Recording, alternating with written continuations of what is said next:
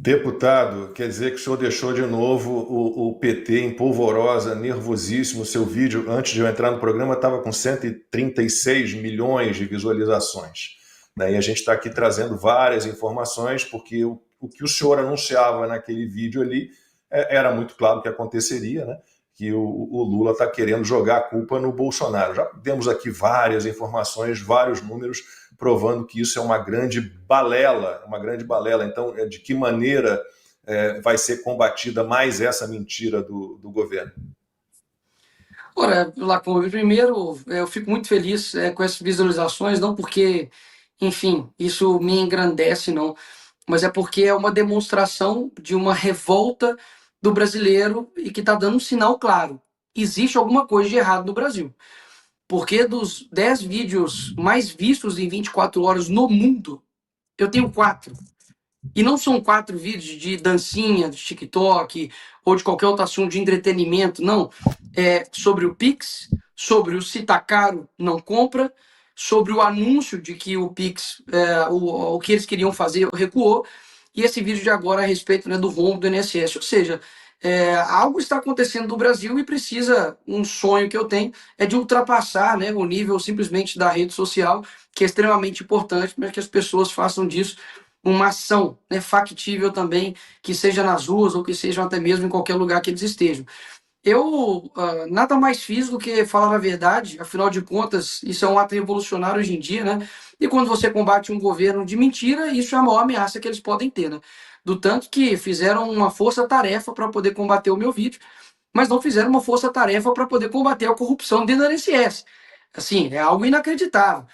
Segundo matérias, né, a Glaze se reuniu com banqueiros, você teve aí o PT se reunindo, né, com Boulos, com Lindenberg, para poder quem vai ser, né, que vai fazer o vídeo contrário, né, aí ao Nicolas. Eu confesso que eu nem cheguei a ver quem fez ou quem deixou de fazer, mas se não chegou, obviamente, até a mim, enfim, acredito que tenha sido extremamente inexpressivo. Mas a fórmula disso não é porque eu tenho muitos seguidores ou porque eu sou um cara bom de comunicação, não, é porque é muito difícil para eles fazerem algo parecido quando não se tem o substrato da realidade, porque é muito incoerente. Vamos lá. Você tem, então, um escândalo que, segundo eles, supostamente começaram em 2019 no governo Bolsonaro. A simples pergunta que eu fiz, até agora não obtive nenhuma resposta, é por que então eles não assinaram a CPI para poder investigar? E não só, porque assim, se eu sou o governo, e eu tô falando para todo mundo, pessoal, não começou comigo, começou com o governo do meu opositor. E tem uma oportunidade para eu investigar isso, eu sou o primeiro interessado. Mas não foi isso que aconteceu. Mas não somente eles não assinaram para poder investigar, como trabalharam contra as assinaturas. Porque foi isso que a Gleice Hoffmann fez. Então, assim, o escândalo, ele é muito mais, assim, e eu falo isso no vídeo, né? Enfim, roubar, quando você é roubado, né? Você, enfim, tem aí sua juventude, você recupera, você, assim, lógico que não é justificável. Mas, enfim, entre aspas, a vida que segue.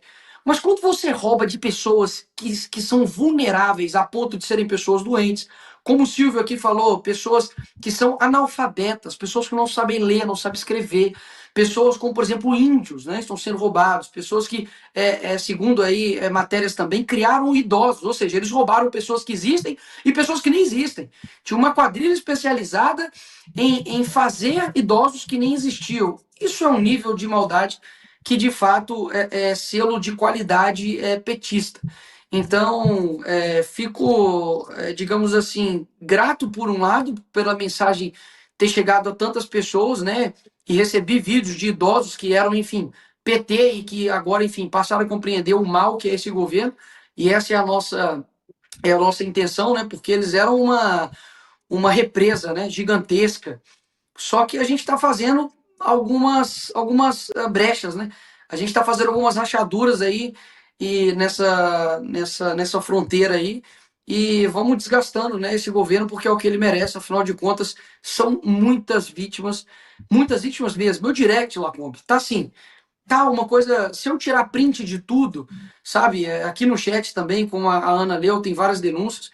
Se eu parar para mostrar tudo o que a galera tá me mandando, de coisas assim surreais, desde o que a Ana mesmo leu aí, de pessoas que já morreram, como eu tenho acesso, idosos que não conseguem mexer de fato no celular, e eu aconselho a você a ir até o seu banco, pedir o extrato, ver se tem algum desconto indevido e pedir para o seu gerente cancelar isso imediatamente. E caso tenha sido descontado, né, algum desconto indevido, você irá ter um advogado. Agora, olha só, a pessoa vai ter que judicializar isso, ou seja, tem custo disso. Lá se sabe quando que ela vai ser ressarcida disso. São pessoas idosas, então literalmente assim, não quero ser frio aqui, mas sendo real, a pessoa talvez tenha mais 5, 3 anos de vida e talvez não vai receber essa grana. Pô. Tem gente que fica na justiça aí anos e não recebe esse dinheiro, ou seja, eles fizeram o crime perfeito, que é ver a população mais vulnerável, pessoas que daqui a pouco não vão ter vida, né? E tirar o dinheiro dessas pessoas. Então, assim, o que eu fiz foi aguardar um tempo, porque até mesmo começou a surgir fatos novos, eu aguardei um tempo considerável para poder fazer esse vídeo. E agora todo tipo de escândalo, né? O pessoal já começa a me marcar, né? Nicolas, cadê o fundo preto e o chinelo e o jeans, né? Calma, galera, porque esses vídeos não vêm de pronta entrega, né? Ah, por encomenda, olha, eu quero um vídeo assim e pronto. Não, eu mesmo escrevo, né? Eu tô com meu celular aqui agora, não dá para mostrar. Mas eu faço, enfim, o roteiro aqui no meu bloco de notas, vou reunindo, enfim, informações, fatos novos, vou colocando ali, né, a minha pitada ali de, enfim, de ironia e formas de bom humor que eu tenho, e, enfim, para poder comunicar. Mas olha só, para poder finalizar essa fala, se não fosse a internet, hein, Lacombe? Se não fosse a internet, ninguém saberia disso, porque a Globo não contaria, pode ter certeza. Muito menos o jornal impresso, e a gente não saberia que isso está acontecendo no país, ou seja, rombo de 2,6 bilhões no Correios, rombo nas estatais, dinheiro da Lei Rouanet, mais 16 bilhões. Você tem um rombo agora que, pelo que me parece, é talvez o maior rombo da história do nosso país. Você tem a Janja gastando aí, segundo o Janjômetro, mais de 130 milhões de reais. O Lula indo para o Japão, levando mais de 200 ou 100 pessoas aí, se eu não me engano, com custo de 4,5 milhões. A nossa Suprema Corte, né, revogando atos do próprio Congresso. Você tem deputados sendo presos, né, como o Daniel Silveira, por crime de fala. Você tem um presidente que pode ir para a cadeia porque ele deu um golpe fictício, EAD, lá nos Estados Unidos. Você tem jornalistas exilados fora do nosso país. Cara, é uma coisa assim que só é possível as pessoas saberem por causa da internet. Então, vamos tomar muito cuidado, porque eu acredito que o próximo passo não vai ser mais pensar em quem vai rebater o Nicolas, mas vai ser como a gente vai derrubar essas contas. Essa é a minha preocupação. A Ana tem uma pergunta, mas rapidinho, há uma certa ironia nisso, né? Porque acho que as primeiras denúncias foram feitas pelo portal Metrópolis, né? Que pertence ao Luiz Estevão, que foi preso por corrupção. Tem umas coisas assim. E Nicolas, eu acho que tem outra questão que você falou, as pessoas não sabiam, muitas não. A Ana estava falando sobre isso, né? Essas são pessoas que não têm intimidade com tecnologia, eu não tenho. Muitas, ou talvez tenham contato com isso, as pessoas não sabiam nem que estavam sendo roubadas. Né? E antes de passar para a Ana, o Cleiton Costa que pergunta: alguém já fez um levantamento de quantas queixas tem registradas nos PROCONs? Tem índice oficial? O levantamento tem que ser feito, a CPI pode funcionar para isso. Né? Eles falavam em 60 mil queixas oficiais. Quer dizer, por enquanto, isso. Né? 60 mil já é um número significativo, mas é por enquanto. E 35 mil do consignado. É isso aí. Isso. Ana. Bom, boa noite, Nicolas. Olha, tanta coisa, né, que a gente tem que tomar conta no Brasil. Bom, primeiro, quero pegar esse gancho do final da sua fala. Eu também acho que daqui a pouco o PL 2630 vem de banho tomado, roupinha nova, cheirosinho, querendo meter a censura em todo mundo nas redes sociais, porque hoje o maior inimigo dessa gente, de fato, são as redes sociais. Mas, Nicolas, eu queria aproveitar que todos nós estamos falando dessa não familiaridade com a tecnologia de muitas pessoas, e como você disse, né, para algumas pessoas Talvez daqui a 3, 4 anos elas não estão mais com a gente, né? Infelizmente. Eu li aqui alguns relatos no chat, você disse que são centenas e centenas no seu inbox. Vou ler mais um aqui do chat do José Roberto. Ana, a minha sogra faleceu em dezembro de 2024 e ela não tinha aplicativo. Minha esposa, que ia receber a aposentadoria dela com a senha, também não tem como saber se ela foi roubada ou não. Então, a minha pergunta, Nicolas, como deputado federal, há alguma ação, alguma coisa que podemos fazer para orientar essas pessoas que não seja a desculpa o meu francês, a idiotice do Messias de falar vão para o aplicativo e resolvam lá. Porque muita gente vai para o aplicativo, muita gente fala vá até uma agência. Muitas pessoas falaram, eu fui até a agência, chega lá, a agência manda eu voltar para o aplicativo.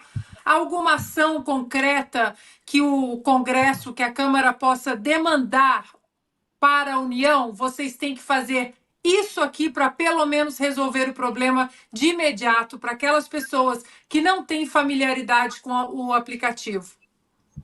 Ana, obrigado pela pergunta. O Messias, que é mais conhecido como Bessias, né?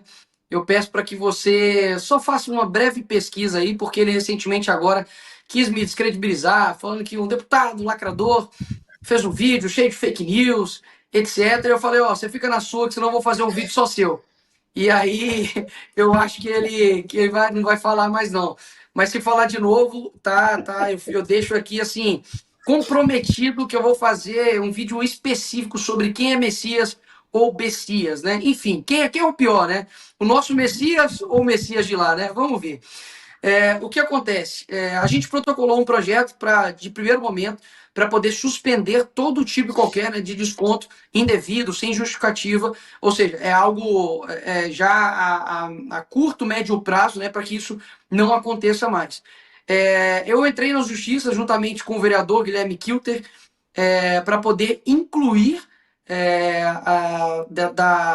incluir a CONTAG, né, que estava ali como a maior entidade que cometeu descontos irregulares, mais de 123 milhões somente em 2023. Ou seja, a gente está falando de um número assim, gigantesco de pessoas lesadas, e a CONTAG não tinha sido colocado pela CGU ou AGU nessa fiscalização. Então a gente entrou na justiça, o juiz deu 48 horas e ele deferiu essa liminar para que seja incluído também essa entidade. A gente está lutando também para que seja colocada a entidade que foi do irmão do Lula, né? Porque também não foi colocado, coincidentemente, né? O que eu acredito que possa ser feito, Ana, e eu acho que é um bom gancho, e é bom quando a gente conversa assim, que vai surgindo algumas ideias, né? Toda hora que a gente fica lá em Brasília quebrando a cabeça e, enfim, pessoas que sejam de fora, né, do Congresso nos trazem alguma ideia.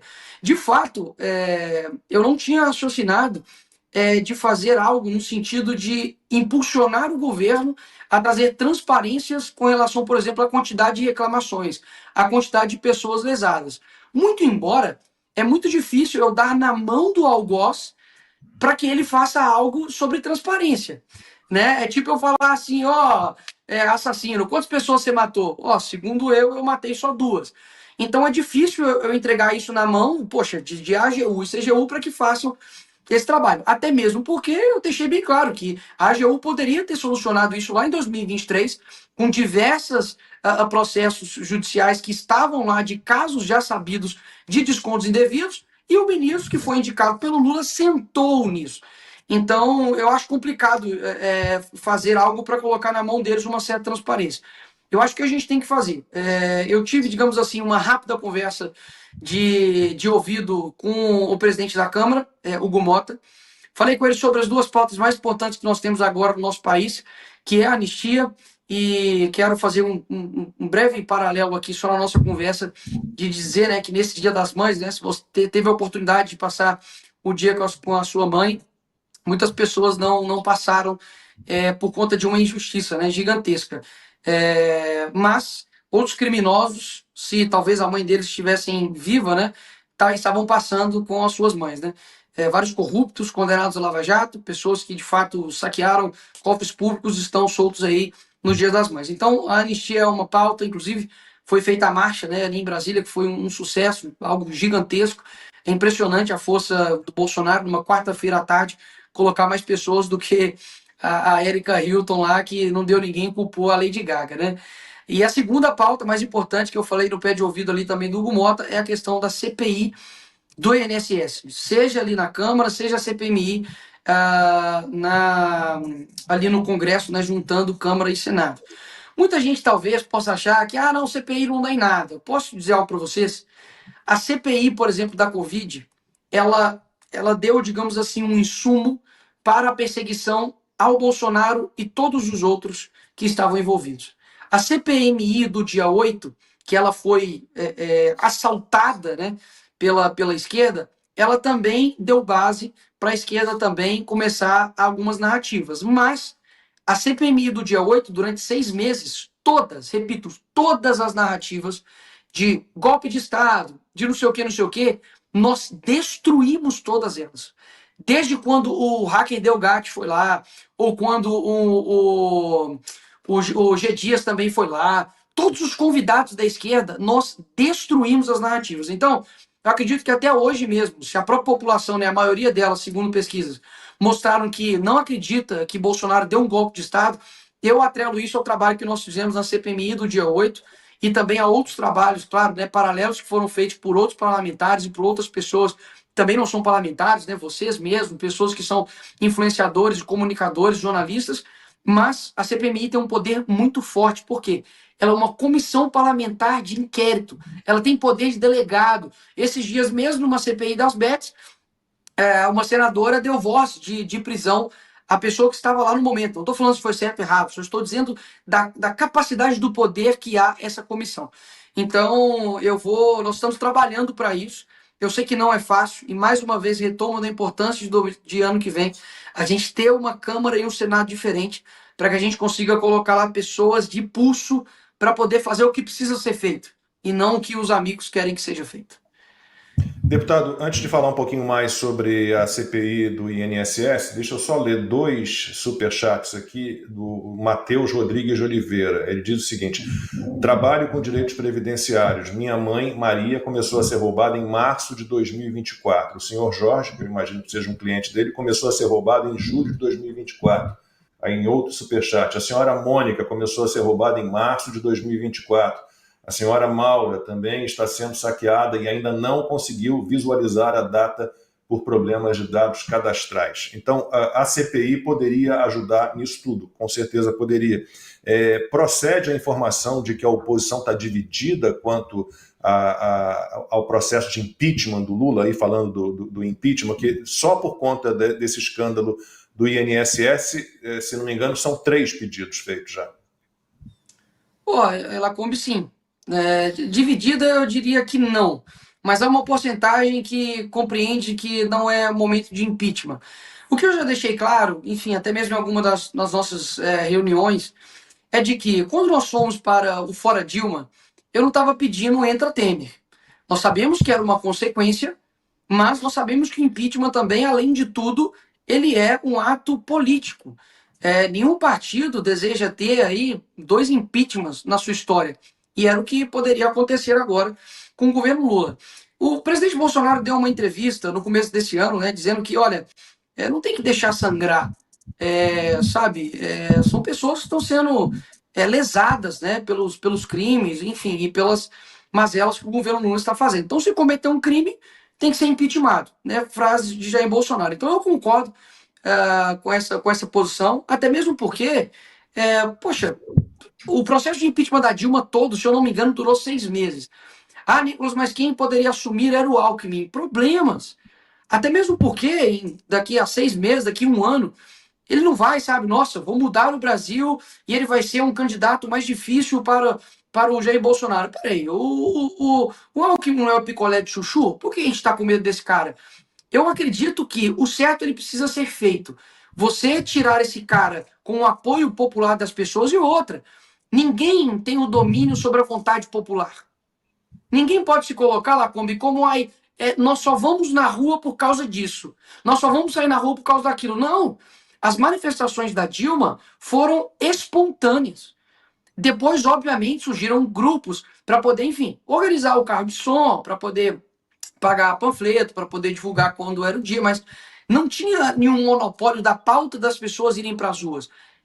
E isso é algo muito importante, a gente tem que deixar claro. Desde o começo do ano, e depois veio a questão do Pix, depois veio, enfim, outras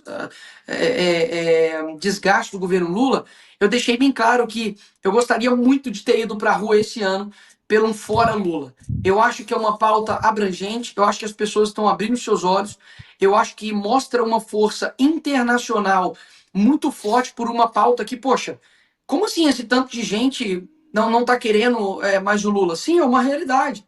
As pessoas foram enganadas, elas foram literalmente seduzidas por um encantador de serpentes, que é o Lula, e as pessoas votaram com o estômago. Ok, são vítimas do próprio erro, do próprio egoísmo, sim. Mas a coisa está escalonando num ponto em que eu não acho que se a gente tomar uma decisão diferente ano que vem, a gente vai ter mais Brasil em 2027. Deixar isso bem claro. Simone Tebet falou mesmo que o governo que assumir em 2027 não vai conseguir assumir com as contas públicas que está aí, né? Ou seja, já está sendo uma mãe de Ná aí do fracasso que está sendo o governo Lula.